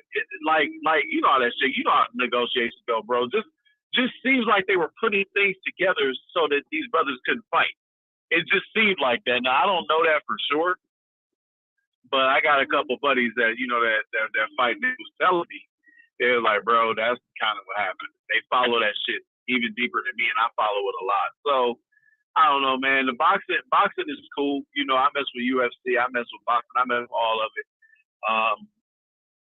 It looks like they just didn't want them to fight right now. I think they put out a teaser to just see how interested people were in the fight. So the build-up here would be better. That's my personal opinion. because we've seen that historically. That's it. That's what I think. So no, they didn't have it in the bag, Big Kev. They kind of, negotiations kind of fell by the wayside.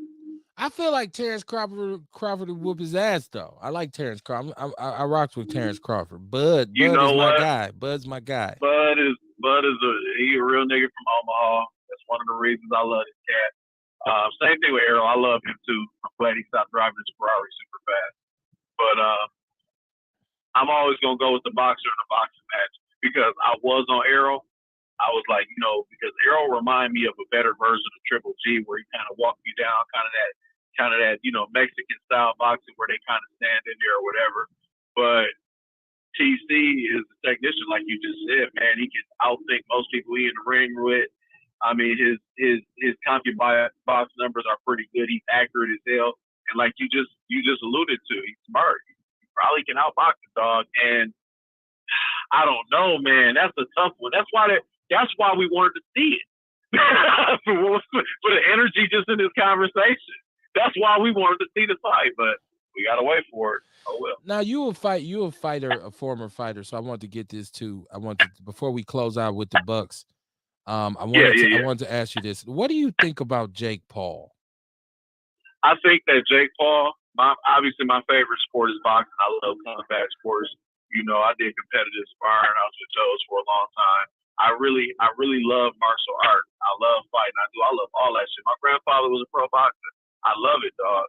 I think Jake Paul, he bringing eyes to my favorite sport. I can't knock it.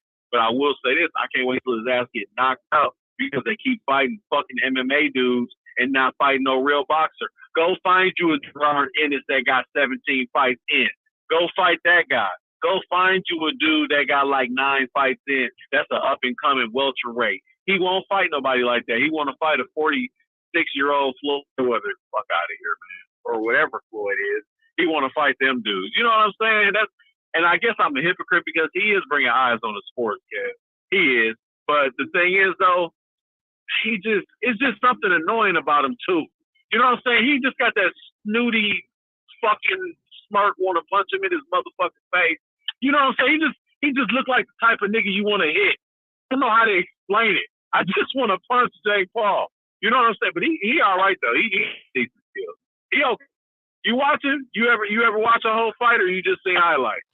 I haven't watched the whole fight because I kind of see boxing is one of my favorite sports too. And I feel like he's disrespecting. I feel like he's disrespecting the game because for you to come out and fight 47 and Anderson Silva, who is one of the greatest UFC fighters of all time. Yes, sir. One of my favorites. He's been diminished for a long time, man, and he was knocked out twice in training. He shouldn't even been in the ring. Woodley, he's fighting broken UFC fighters because guess what? If they weren't broken, they'd still be fighting UFC. Now, or at least Bellator. Yeah. So I feel like he has to go and fight a real legitimate fight Wilder. Stop it. No. Don't say no shit like that. Stop it. So okay, so are we doing we're not doing real boxing. Exactly. It's all entertaining. It's like Floyd's exhibition fight. But the only problem I got with that shit is, that motherfucker got a record? Like 3-0. Like, how does he get a boxing record? How is he on boxing record with my grandfather and Floyd Mayweather and Muhammad Ali? How the fuck is he on boxrecord.com? How does that happen? But like you said, the disrespecting. I like it because the eyes are on the sport. But as far as, I look at shit from both sides. From what you're saying, you have a very valid point. And I ain't gonna lie to you, all my guys, they hate that shit. I want to make sure I say this too. Can he fight? Obviously, he has some boxing skills. Right. He's been in the gym. Right. He's obviously trained. Right. He's obviously trained with some good trainers. But here's the deal: he's not fighting real boxers. He's fighting diminished fighters. It's like right now, if say Ja Morant, right? And it's a bad example to use because Ja Morant is just one of the best players on the planet right now. He's cold as hell. I'm saying say a bunch of the all-stars. So okay, here we go. somebody like Yeah. LeVar Ball said, okay, well, I can play pro basketball, and I'm gonna play one-on-one games against veterans for thousands of dollars. If he comes out and he beats Jordan, or if he beats Pippen, or he beats some of these old NBA players, I think I would say, well, that's not valid. They're past their primes, they're diminished, so you don't get no credit for that. We shouldn't even be entertaining that, but we are. And so I want to see him. If you're gonna be a boxer, be a boxer. Go in the ring and fight some fighters. If he wins some fights, I'll give him credit. But what he's doing right now, come on, man. Like, yeah, you know, Okay. I'll give you a better analogy, because your analogy actually was kind of on point. But it's kind of like you a basketball player. You was you started picking up basketball. You've been training with Jordan and them, but you playing basketball against football players. They athletes. They play a sport, right, but they don't play your sport. Right. I see what you're saying, because you are not wrong. That's Dude, better. Yeah. I say this though. I'll give motherfucker props. If he fight Andre Ward, because Andre Ward has already said he'll fight either one of these motherfuckers. he didn't say it publicly. He's like, I'll fight either one of these motherfuckers. I don't care. Or if you want to fight him, there's another guy that's a boxer. He's all right. He might be Hall of Famer. His name is Canelo Alvarez. He said he'll fight either one of them motherfuckers. They have not responded to that. Yeah, neither one of them is stepping in the ring with Canelo. Canelo's still current, right? Like, come on, like, he's still a fighter. You'll get hurt. No. Stay where you are. Fight exhibition, like fight Dennis Rodman, or go fight Hulk Hogan or some shit, right? Like, it's dog. Okay, hold on. You just said something, right? You know what? We keep it 100 on here. We keep it 100 on the Big Black World, right? So I ain't gonna say who I was with, because I ain't gonna say who I was with. On a business trip in Florida. And I was at this place. Let's just call it. Well, fuck it. I'll call it the Cheetah, because that's what the fuck it was. It's the Cheetah, right? I walk in here, and I'm just whatever, because we had just seen Darrell Revis or whatever, because you part of a ticket brokerage. So like Jay know all of these motherfuckers. So we walk around. I'm in this motherfucker, bro. Dennis Rodman was right there, and to this day, dog, that brother got so many fans. They was all over. Now you know why the chick's gonna be over. But dog, like, dude, people was trying to whatever. He don't like to take pictures either. I wasn't doing that shit. I was like, whatever. He asked me where the bathroom was. I was like, nigga, over there, and that was it. But dog, he got so much love from everybody. It's funny you say that, because he still was wearing like a weird ass. He had on like a blouse shirt. Like, dog, he keep that shit 100% real, dog. I was like, dog, he had on a blouse, dog. I was like, my nigga, man. But I said that. You said Dennis Rodman. Great rebounder. Yeah. That's all I'll say about Dennis Rodman. Nah, that's all I'll say about him. It makes me all this cross-dressing and bullshit. I don't know what's up with this. What kind of shit is this? But I do want to close out by talking about the Bucks. Is early in the season. The Bucks look great, 6-0. You see Steve Nash. Steve Nash was fired by the Nets today. And they're saying they want to get Ime Udoka in there. I don't know, Ime got some explaining to do still. What? But he was fired. But still, New Jersey, I mean, Brooklyn has been a shithole for, and I thought, especially when they got that team with Harden and Irving, and Kyrie Irving is I don't know if he's trying to intentionally be like if he wants to be on the Kanye shit, but I don't see a reason. People say there was some validity to what he showed in terms of the documentary, which said the Holocaust didn't exist and all this kind of stuff. But I feel like, once again, I think you have the right to say and do what you want to do, right? I think you and you on the same page. But I think Kyrie, too, for the sake of the game, I think he is absolutely pushing his luck. Just play basketball. I'm not saying don't be outspoken. I'm not saying don't express your opinion. But when you're on a team, you got to act like you're on a team. And the focus should be winning a championship, right? And so I feel like he's allowing himself to be distracted by a lot of different stuff, man. And I just feel like he's making himself kind of like damaged goods. And the problem is that he's one of the greatest basketball players we've ever seen. And once again, I respect his right to be, an individual, and people want to be a free thinker nowadays. But I just think after your career's over, Your most extreme shit, work it then. Right now, do what you need to do, be who you are. And I don't believe in putting a limit on anyone, but I think when you add that to KD, to you try to bring in Ben Simmons. I said this last year when they said we getting Ben Simmons. I said this shit finna be the all therapy team. Because all them motherfuckers gonna need a personal therapist, right? Like, You're a fool, and that's bro. not it's not a All knock on therapy. it's not a knock on people with mental health issues. It's just saying, like, if you get so many people who have issues together, you'll never be successful, because it's just like, You need a strong coach with that. well, I don't know a coach in the world who can manage this that much, with, especially in its original incarnation of Durant, Kyrie, and Harden. And then you had a bunch of players. They was just paying. They was bringing players. I was like, man, Brooklyn ain't playing. I thought they was going to go on a run and win, several titles. But then it just you start to notice, damn, they can't play together. Like, there ain't no chemistry here. So I don't know who they're going to bring in.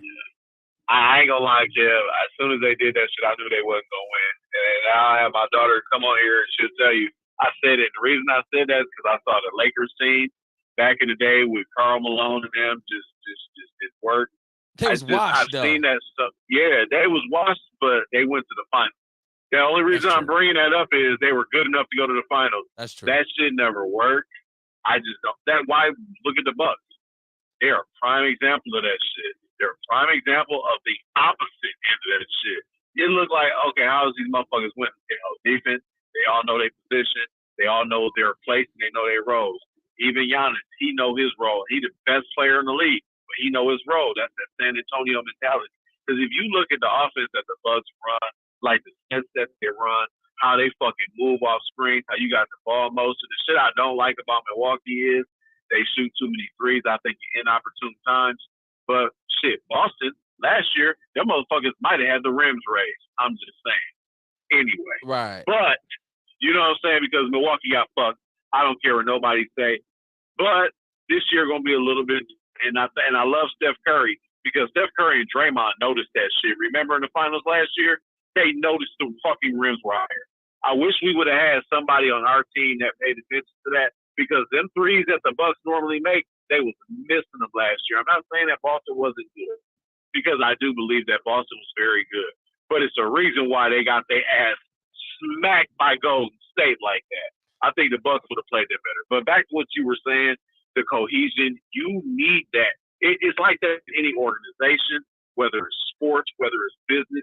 Your team has to be on point. You need your team unless it's some solo shit like golf. I swear to you, this year, I'm calling it now. Motherfuckers can call me out in June when we still doing this shit. I'm telling you now, barring injury, them motherfuckers that play at the Pfizer, they're going back to the fucking finals. Worst case scenario, Eastern Conference Finals.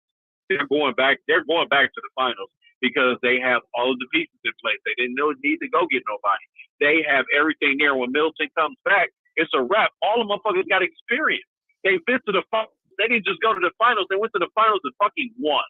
They got it. They got the formula, dog. And I don't know about Golden State. I don't know about any of those teams because I don't watch them like that. But I do watch a little bit more of the Milwaukee Bucks. And they are, man, they long, they big. Everybody fucking hates them in the mass media. Giannis can't play basketball. Dude, they professional athletes. That motivates them. Think about what motherfuckers tell you, Kev, you can't do something. Oh, yeah, you'll never do the big black sport. So that outlaw radio, that shit will never catch on. Nobody's going to watch that shit. That just motivates you, dog. And shit like this, I don't think he talking shit about the Bucks. I do, man. Talk about how Giannis is the worst player when he's reminiscent of Shaq with a handle. But talk about how he's the worst player. He can't do this. He can't hit threes. He already hit about 7, 8 threes this year already. He hit 1 or 2 a game. It's cool, though. I'm sorry, I'm rambling. I just hate when motherfuckers talk shit about us. I hate that. We got a team that people be calling basic or whatever, but they 6-0. They're going to go back to the finals. I ain't gonna say you can bull early, but I'm telling you, man, worst case scenario, barring injury, fucking Eastern Conference Finals. First of all, what you think? The NBA season is too goddamn long to make any kind of prediction or call at this point. It is. I'm doing it now. It's good to see. It's good to see them get off to a good start. And I can appreciate the chemistry. And I think the thing with the Bucks is that you said Giannis knows his role. I think everybody else knows their role, which is to basically to give it to Giannis, because it's Giannis's team. He's a multiple-time MVP, a Finals MVP, brought a championship back to the city. However you like it. I've heard people's different theories of why they won. They won, so it didn't matter. But I think that everybody else, nobody question. See, in a lot of these teams, the superstars question each other. They don't get along like that. They be like, "Nah, man, fuck dude. Why he get this many shots?" And the Bucks don't have anybody on that team who's going to challenge Giannis. No ego. No, no ego. They're not going to challenge Giannis, right? Because he'll say, "You know who team this is? Get the fuck out of here." That's a horrible accent, but that's not. It's my Giannis. Giannis Antetokounmpo. Right. So we'll see. I'm glad you are stepping out there right now. I know one thing, 6-0, you getting out to a good start, but we've seen the Bucks shoot out, and then like last year they was up there for a minute. Flame out. And then it just, injuries and wear and tear. I had a partner who said, Kev, you got to really look at it that like Middleton, Giannis, and Middleton and Drew Holiday and a couple other, they didn't really have an off season because they went over and played on the Olympics right after the finals. And yes, sir. so, they was bound to break down and burn out, which is possibly true. So we'll see. I got my eye on it. I'm not the biggest basketball fan, right. but I rock with the Bucks. So we'll see. Oh, I was gonna ask you one other question because I know we're about to close it out and shit. I'm having fun. I got Green Bay's final record. You said what do I think their final record would be? Yes, sir. I think how many games they play? They play more than 16 now. How many they play now? 17? Did they play 17? I think that the Packers will end up either 9-8 or 8-9. That's about what I said. I said 8-9. They're gonna be below 500. Yeah, and I don't think they'll go to the playoffs. Minnesota is ridiculous, and Minnesota's loaded. Finally, it's like, man. I hate the Vikings, so it pains me to say it, but you got to give it up. I'm a realist. I'm a Packer supporter, but I don't have like these. I hear some Packer fans, some Packer supporters, they're just not realistic and they don't know football. I can look at Minnesota and tell this team they got real good. They got a good chemistry and they got a lot of talent, and they have talent, more talent than the Packers do. And so the Packers, I root for anybody from NFC North. Yeah, if we ain't going, I'll root for them. Right now, if the Packers don't get it together, they're gonna get beat by the Lions and the Bears. So it's truly turned into, for the Packers, this is what I say. It has truly turned into a week by week thing. You can't look forward. You obviously can't look back, but you can't look over nobody. You can't say, "Oh, we'll win this." You don't know. You don't know what's gonna happen. But what's the Lions record? I don't know what they won 1 or 2 games somewhere in there. It's the normal Lions. I mean, they like their coach Dan Campbell, and the Lions just can't get right. But they play this Sunday. Beat our ass, though. We'll see. I know Dallas gonna beat our ass, so Dallas gonna fuck us up. And I hate that pains me to say that. Green Bay will say this: if Joe Barry coaches like his job is on the line, which it is, then the Packers will be okay because their defense will start playing. But what I see him in now, and the way I see his players respond, Devondre Campbell is the middle linebacker I was talking about earlier too that I couldn't remember. Who hurt his knee. I love that dude. That's why they signed him in the offseason. Sometimes I look at the Packers sets, their defensive sets against teams, and I'm like, well, this is easy. This is why you have crossing routes running wide open. You can run the edge on the Packers.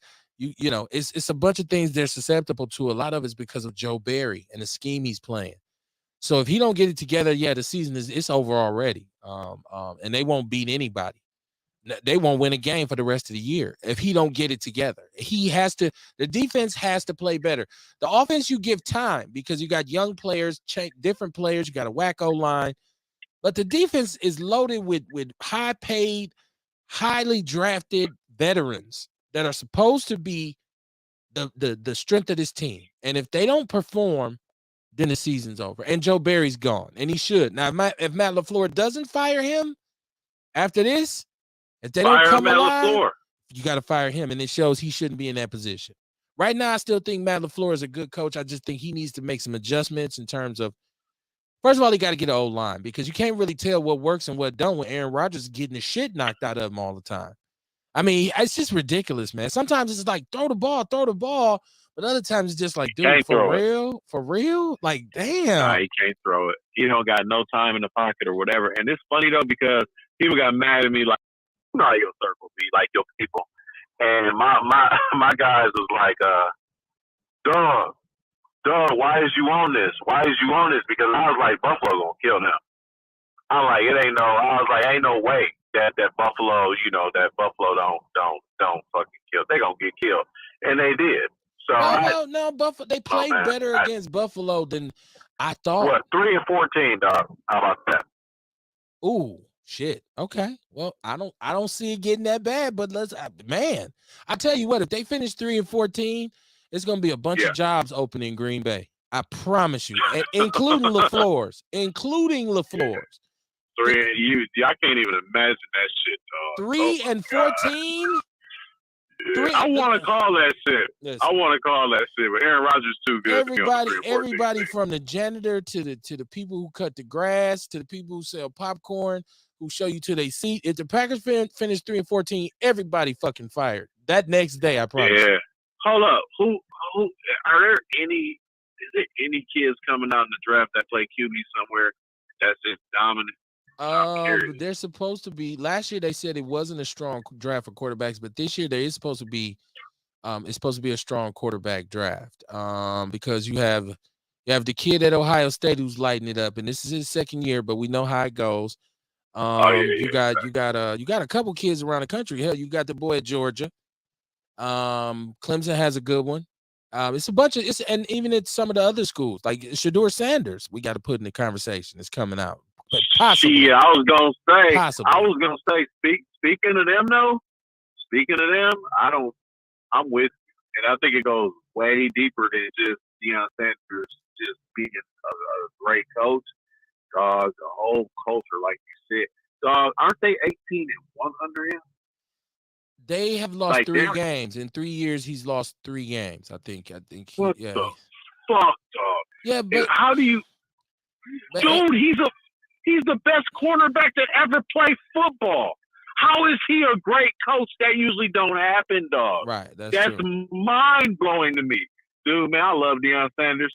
Told you before, that's my daughter's favorite athlete. She loves that man. He's one of my favorite players. I think he's one of the best players ever. It just ain't got to be a quarterback. He's top 5 greatest NFL player ever. And now he's doing that coaching, dog. Man. Dog. Yeah, but they don't. Jackson State is too high. They rank too high because if they go play a Texas or Alabama or any Ohio State or they get slaughtered. Like, I'm just being honest. But I've heard Deion say he doesn't take a lot of those money games because up front, lineman wise, he's not ready yet. He said the difference between us and them is they just have better linemen. Their up front is just better.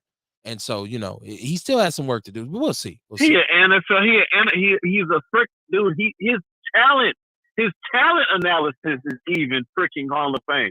He said it. We're not ready. I love it, dog. I love it. I can talk with you about that all day. I love it. It's all good. Love it.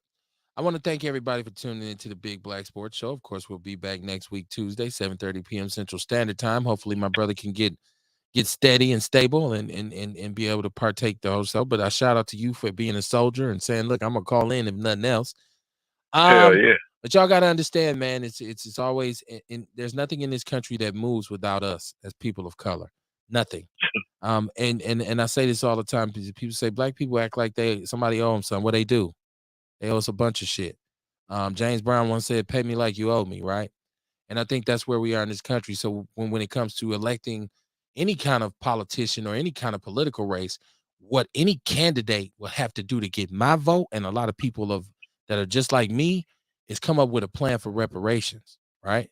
Don't ask for my vote if you ain't giving me what I want, right? So anytime any politician comes to me and says, well, I want you to vote for me, I'm going to say, I need to hear a definitive plan on reparations and black economic empowerment. Because if you ain't talking about that, you ain't talking about shit. Got to understand, man, either you're part of the problem or you're part of the solution, right? So if your criticism of the black community outweighs your contribution, you're a coon, point blank. No ifs, ands, and buts about it. Peace and love. I'll see y'all tomorrow night for Outlaw Radio. These niggas wishy-washy, snitchy like Tekashi. I remember back to days on money in my pocket. Now I'm styling like a rich nigga's That's that speech they got Martin Luther King killed too. It's for the fucking record. I got that fire. I got that fire.